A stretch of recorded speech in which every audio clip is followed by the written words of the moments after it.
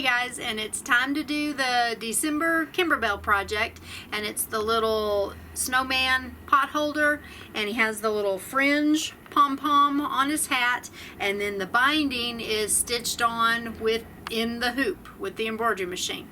So let's get started. Okay, so what's in your kit is going to be all of the fabric.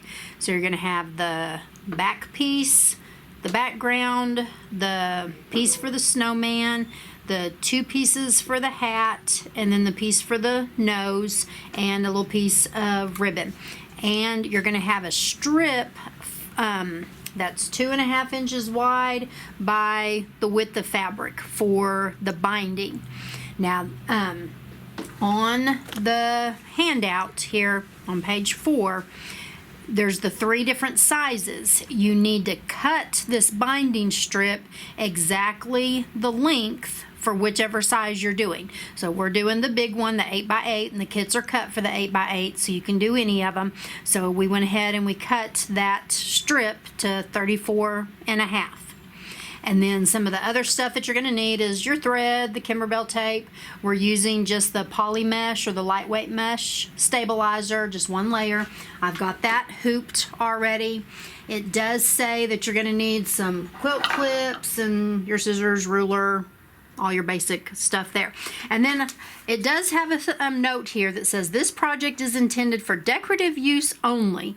So if it is like a little hot pad, but if you want to actually use it and set something on poor snowman's face, it says to use, the insulated batting instead of the regular batting. So just note that. Now, some of the prep work. Okay, so page 5 is the prep work for the binding. And so I've gone ahead and I've stitched it. So basically it just said to cut the binding to size, and then go ahead and take it to the iron and press it in half, wrong sides together, all the way down. And then we opened it back up and kind of just laid it so that one side was coming this direction, left to right, with it right side up, and then the other one was coming around with it right side down, so you're forming an L shape. And then we drew a line with our fabric marker straight down and then stitched on that line. And then I'll come in and I'll trim that seam allowance, and then when you open it up, then you can repress that seam there and all the fold in, but then you'll have a circle for your binding. Now, I was going to show you on this machine. Hang on, we'll come over to the sewing machine part of it. Okay, I was just going to show you on the machines that have the laser light, you don't have to necessarily draw that line with the fabric marker. You have to turn that laser light on, and it's on your screen. To me, it looks like a broom, but it's the little, because that's your foot, and then that's supposed to be the laser light that's shining down. And then you can move the laser light position within your foot, but if it's setting at that 3.5, that's in the center needle position. And then you just line it up, line your center with the corner, and shine it down to the other corner, and you have that guide to follow. So that laser light just comes in handy doing half square triangles, your binding pieces, stuff like that whenever you're sewing corner to corner on something. So now we'll put the embroidery foot back on. Okay, so on your USB stick, you're going to have the 3 stitch files, the 5x7, 6x12, and the 8x8. So we're doing the 8x8. So we're just going to pull that one up. And what it's going to do first is stitch the placement line on the stabilizer for the batting.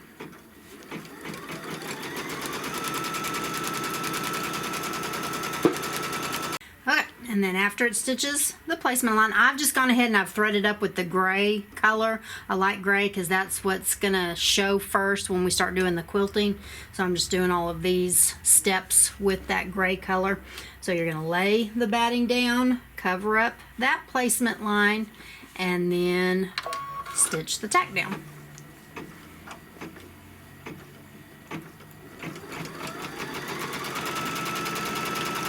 Okay, after it stitches the batting down, then you're supposed to go in and trim the batting up against that tack down all the way around.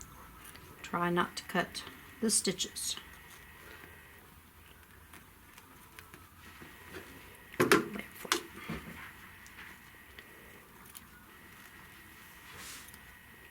We can come back when I'm done. Okay, now step 3 on the machine is just the placement line for the background fabric. And again, I know where it needs to go. It needs to go over this entire square. So I'm just gonna forward through that and then lay the background fabric. It's the gray with kind of the little snowflakes on it. Lay the background fabric down, make sure you're covering it all up, and then it's gonna stitch the tack down.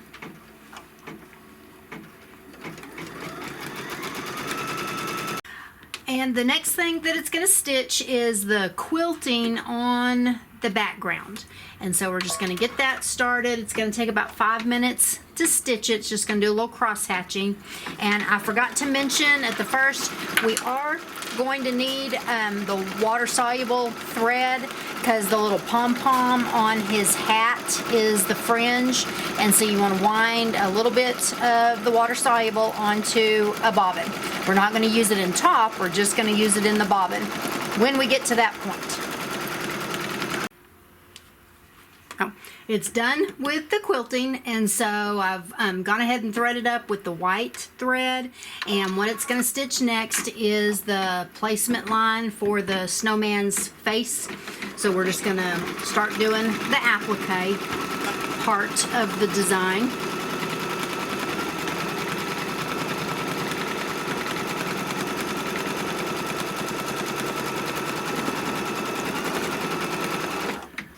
Now that's kind of hard to see, so just make sure when you place the fabric down. Did I say in the prep? I don't think I did. I don't think I did say this. In the some of the prep work, you iron the SF101. It said in the instructions here on page 6, this step 1, it said to iron the fusible backing or the SF101 to the wrong side of the background fabric, the snowman face, the hat, and the back fabric. So it's just showing the plaid fabric, so that's the actual back of the hot pad, the background, and then it's showing the white piece of the snowman face, and then it's showing the blue piece of the hat. But I went ahead and I thought, well, why not? I went ahead and ironed it onto the back of this part of the hat and the nose. So I basically ironed it onto everything except the binding. So now we lay the fabric down, so you can, I don't know if you can see this in the camera, it stitched the placement line, so just make sure your white piece of fabric is covering up that placement line, and then it's going to stitch the tack down.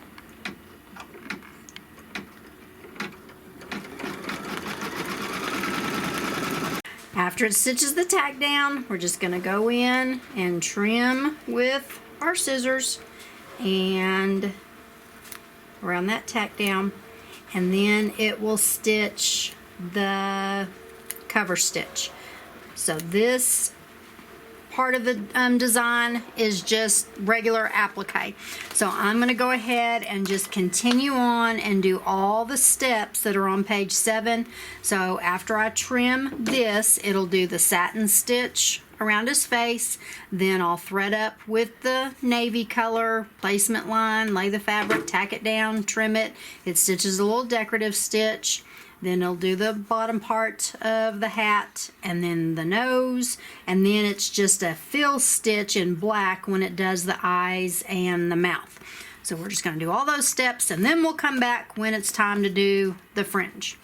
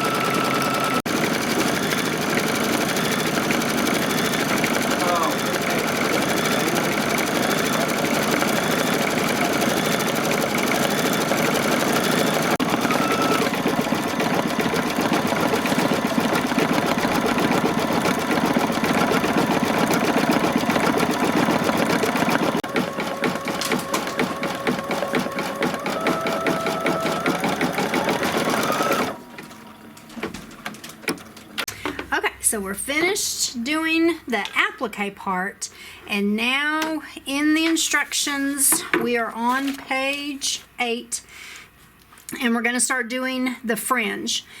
Now you can do the fringe two different ways. You can either use regular thread in your bobbin and then just when it's done cut the bobbin threads, you know, from the back side, or use the water soluble in the bobbin. So we're going to do the water soluble in our bobbin. Now it states up here, if you're doing the 5x7 design, it's only going to have one row of fringe.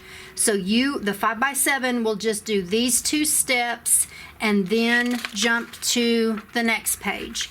The 6x10 will have 2 rows, so they'll do the 4 steps and then jump to this page. The 8x8 has 3 rows, so we'll do all 3 or all 6 steps and then jump to the next page. So what it says to do first is, for this outside row is put the water soluble in the bobbin. So we're gonna change that out, and don't get these mixed up. So this one is my water soluble.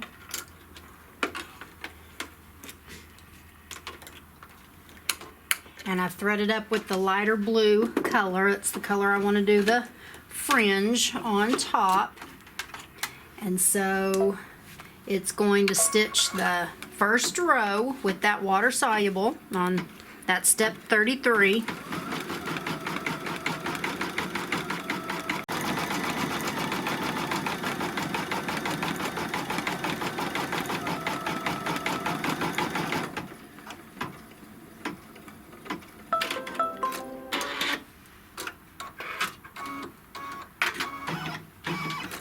Okay, so that's the fringe part. So that's the part that we want to use the water soluble. So the next step, we're going to change out and put the regular bobbin back in. And it's going to stitch the holding row. And so you don't want the water soluble on this little holding row, or else all of it will just come undone. So this is just going to be a tight little satin stitch right on the inside of this to hold the fringe down.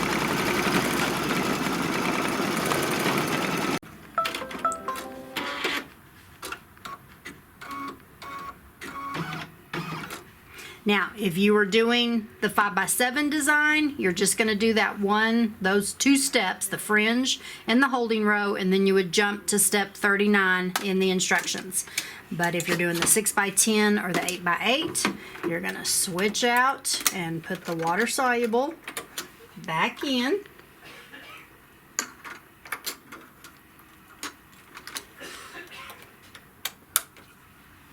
And then it's going to do the next row of fringe.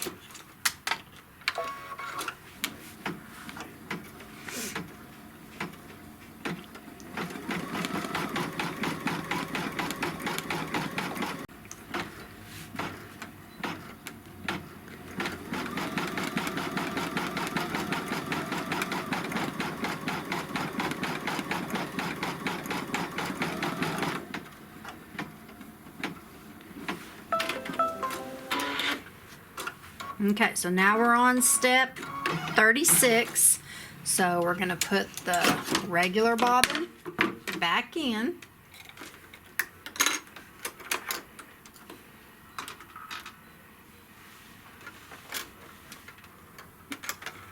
And if you were doing the 6x10 design, you would continue on to step 39. Well, after you do this. After you stitch the little holding row. So the holding row is done with the regular bobbin.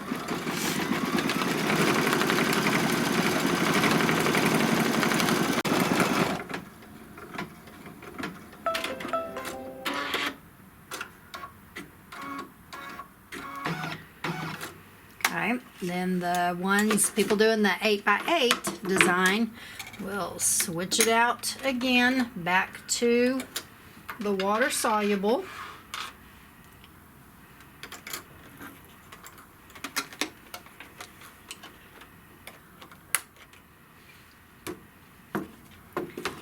it's gonna do the last little fringe row.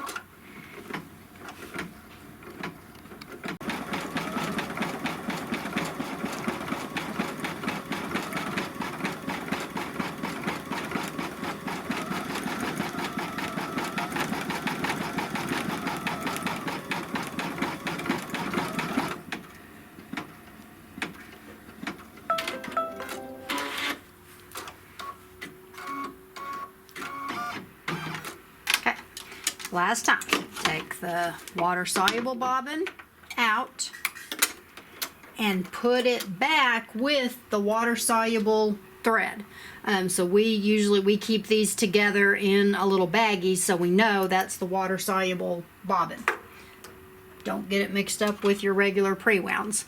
So we're putting the pre-wound back in, and we'll just leave the pre-wound in after this step.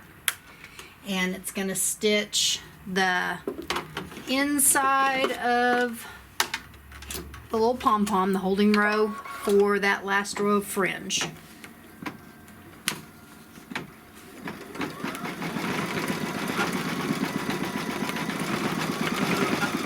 Okay, so we are now on step 39. They're on page 9, and we've got to go ahead and dissolve the water-soluble thread and get the little pom-pom to fringe. So if you had just used regular thread, you would just go in and carefully cut the bobbin threads. You just have to be real careful when you're not using the water soluble that you don't cut those holding stitches. But since we use the water soluble, keep it in the hoop. Don't unhoop it because we are not done. But just take it, and this is water, and so just squirt it with some water. And you do have to get it pretty wet. And then they said to take like a Q-tip and kind of rub it to help dissolve.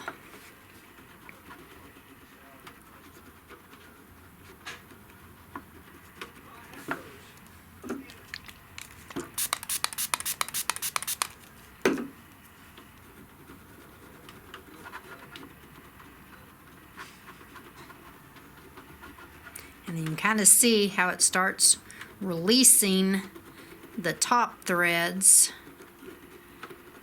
And then you can go on the right side, and it says to like take some tweezers, and you can just start kind of pulling those fringe detail. I'm just going to use my finger now. I think it works easier. Just start pulling up that fringe. And Bailey's going to go answer the phone, and I'm going to keep working on this. Okay, so we've got it fringed pretty good, and it says in the instructions to wait for it to dry, but we don't have time, so we're just going to keep going, and once I'm done, I can keep working at it and get it to fringe some more. But what we're going to do, we're now on step 41. You're going to turn the hoop over to the back side. Now remember, this is not done the way we've been doing like the mug rugs and stuff like that, since we're doing the binding in the hoop. So what we're going to do is turn the hoop over to the back side, take the back fabric, lay it down, make sure you're covering everything up and kind of centering it, and then tape that down good. And so we're not going to be turning this like right side out through an opening or anything, because we're going to bind it. Okay. And then put the hoop back on. Now I've gone ahead and I've threaded up with the navy thread because it says to do this step in a thread that's going to show, and I figure when we sew the binding on, I'm going to use the navy thread. So what it's going to do next is tack that back piece down. At the same time, it's stitching like a placement line that we're going to use when we sew the binding on. So you want to be able to see it good. Okay, after it stitches that, you're going to turn the hoop over and take this tape off.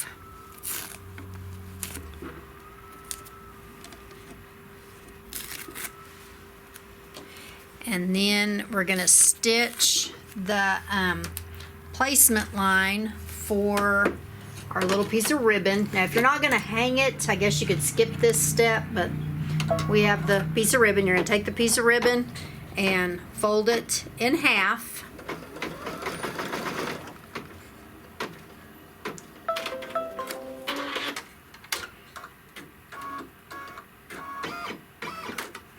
Okay, and take the hoop off, turn the hoop over, and we are now on step 45. Okay, and here's our placement line for the ribbon. It says to lay it down so that the fold is to the inside. The raw edges are going to extend, get all the thread tails out of the way, extend about 1/4 inch up away from that placement line, kind of there in the corner, and then tape it down like they're showing in the picture. And I think you want kind of a, you want to try not to have your tape extend into this line out here, because then you just have to pick it out, because that's where it's going to sew the binding on. We're going to tape it down like that, and then put it back on, and it's going to tack that down.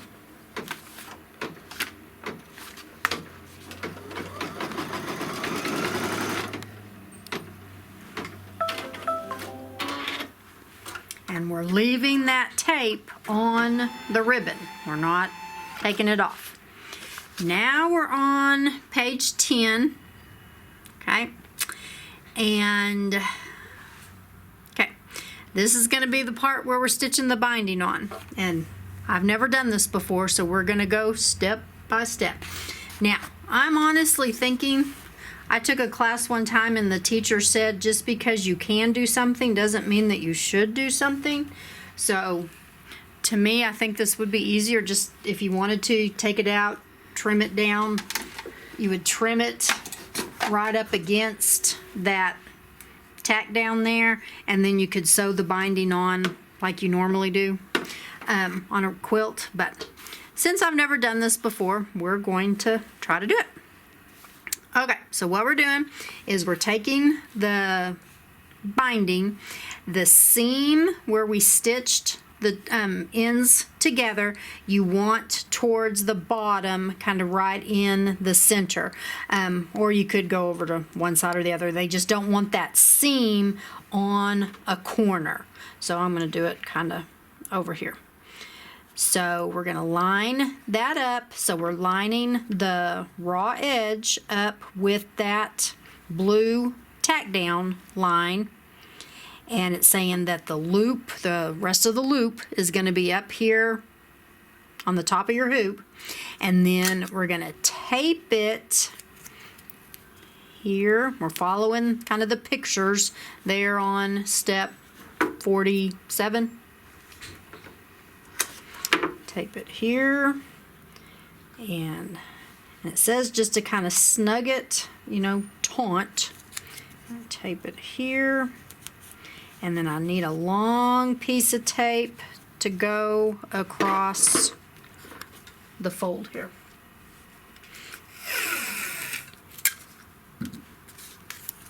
Now it's not going to stitch all the way. It's just going to be sewing a little area right here, but just make sure that's lined up. Make sure this is not caught underneath the hoop or anything. Put the hoop back on, and it's going to sew this seam line.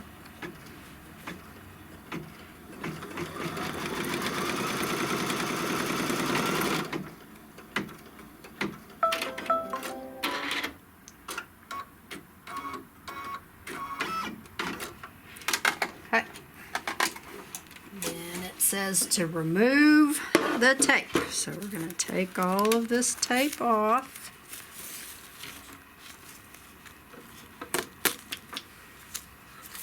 Leave this long piece. I'm going to need it again, I have a feeling. Okay, And then we are on step 49.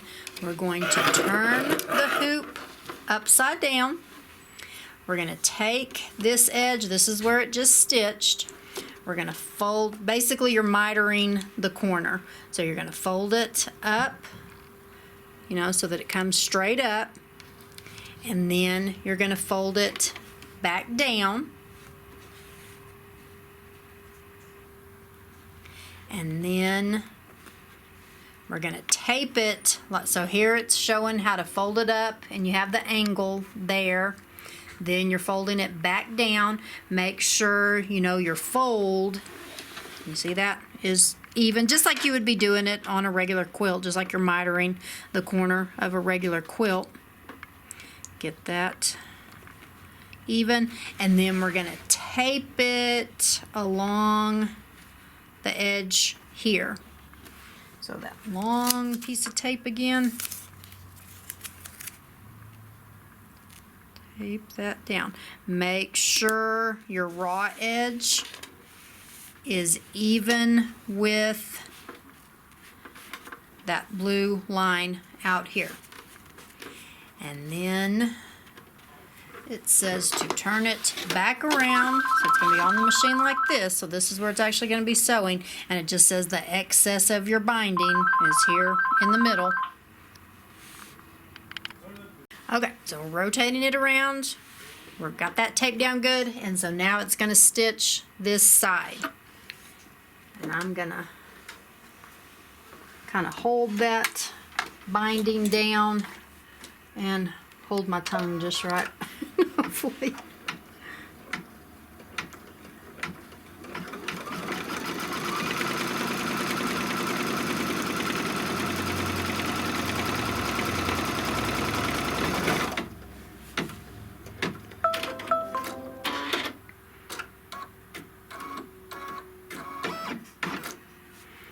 Okay, now we're on page 11, and we're going to take this off. We're going to turn it so that he's going sideways now. Okay, so we've rotated the hoop so that this is the seam that we just stitched, okay? And so now we're working with this corner here. You're going to fold the binding up, straight up, and then fold it down. And again, get the folded edges even with each other across there and across here. Keep this edge even with the blue tack down line. Tape this down.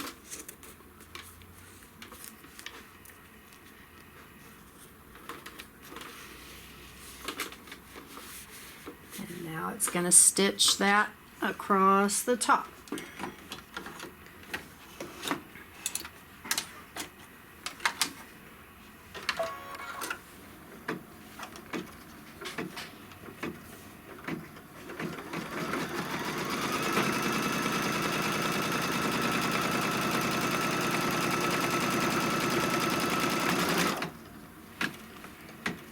If this matches, I'm going to be amazed. Okay, take it off. Now remove that tape. Then we are on step 61. So we've got it basically now, the hoop is right side up. Take this, fold it up, fold it back down. Get your folds even, get the raw edge even, and tape this down.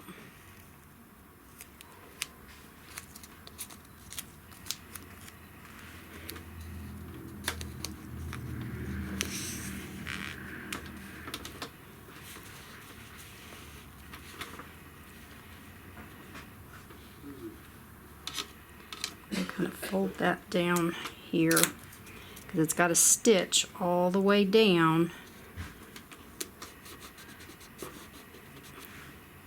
I'm going to tape this down right here too. Okay, because it's got to stitch that whole seam.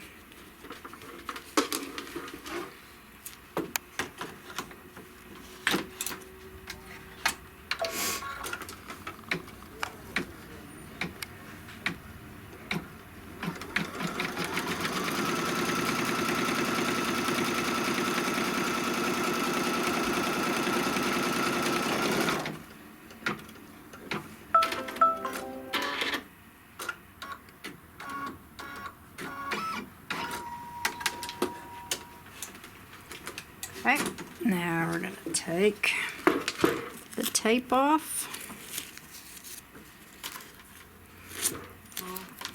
And now we're on step 67. Okay, and so now we just have to do this last corner. So you're just going to fold it the same way. And I have a little excess, but it's lining up pretty good.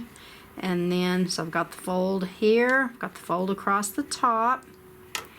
And then I'm going to tape that down. And it's going to stitch the final seam here.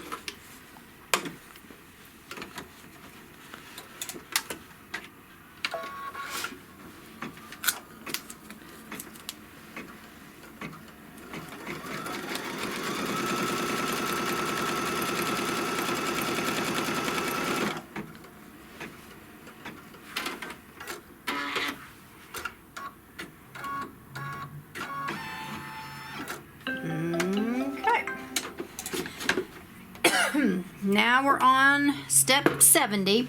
It says remove the project from the hoop, carefully remove the tape from the back of the project. We're going to trim the excess stabilizer and all the fabric edges close to the visible background tack down line from direction step 42. So basically we're going to be trimming it right along the outside edge. Just be careful and don't cut off your folds of your bindings here on each corner. So once we have it all trimmed down, we'll come back. Okay, so I have it trimmed down, and what I did is I just kind of moved the little fold out of the way when I was going around the edges to make sure I didn't cut the fold of the binding. And then you just take it and fold it to the wrong side, just like normal binding. And then I'm going to take it to the iron and miter my corners good and all. And then I'm trying to decide if it says in the instructions that you'll just finish it either by hand. Well, I'm not going to do that. Or, you know, stitch in the ditch. Or I was thinking, I wonder if I did like that little running stitch, you know, where it goes in on the binding, and do that little running stitch along the edge. That would make sure you're catching the binding and sewing it down good. I may go experiment. I'll show you what I end up doing, so we'll come back. Okay, got them done, and I ended up just doing the little running stitch on the binding. I don't know if you can see that. So I just made it wide enough so that it would go all the way across to sew the binding down. So don't know that I'm real crazy about putting the binding on with the embroidery machine. I think it would have been just as easy just to take it out of the hoop, cut it down, and bind it like you normally would. But I think he is pretty cute. So ready for winter.